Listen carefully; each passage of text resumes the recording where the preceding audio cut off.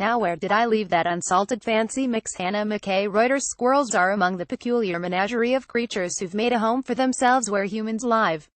Like pigeons, they've figured out how to continue their ways in our parks, cities, and towns, tucking away nuts in the walls of houses, in basements, and in the lawns of institutions of higher learning.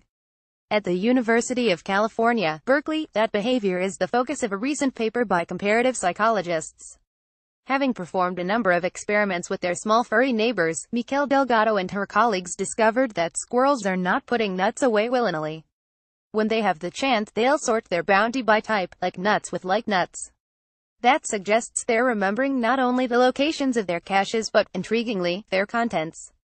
The work began some years ago, with this paper just the latest in a long string. The question always is, given that squirrels bury so many nuts, how do they decide where to bury them and how are they able to find them again, says Delgado, who performed the research as a graduate student and now is a postdoctoral researcher at University of California, Davis.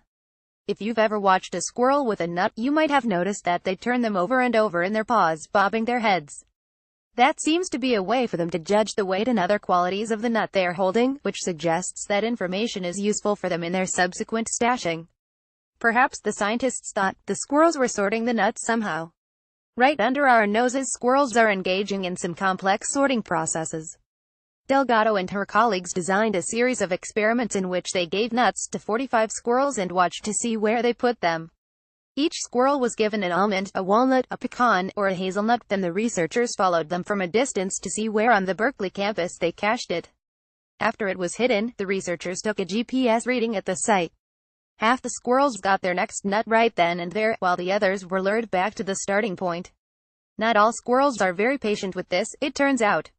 Sometimes it takes a while, because you have to convince them to come back, says Delgado. The intent was to mimic a situation where a squirrel has found a tree flush with nuts that they'll return to. This process repeated 16 times, so each participant got 16 nuts. Some squirrels got theirs in runs of the same kind, 4 walnuts, then 4 almonds, and so on, and some got them in no particular order. This was to test whether they would cache the walnuts together, for instance, even if they got lots of other kinds of nuts in between. When the researchers tallied up the contents of the caches, they discovered that the squirrels that got their nuts in the same place every time would group the same kinds of nuts together, a process called chunking in cognitive science. That is pretty cool because it suggests they can remember where they put certain types of foods for at least a few hours, says Delgado.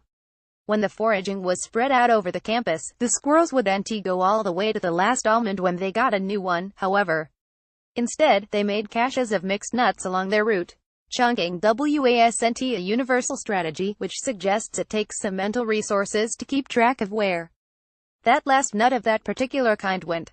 Sometimes it's helpful, sometimes, perhaps when a squirrel is already pretty far away from its first caches, it's not worth the strain. It's fascinating to think that right under our noses squirrels are engaging in some complex sorting processes.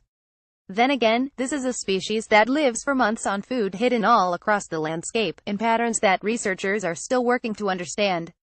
That may shame those of us who can't find that butter we know we bought, or that stray can of beans that turns up years later.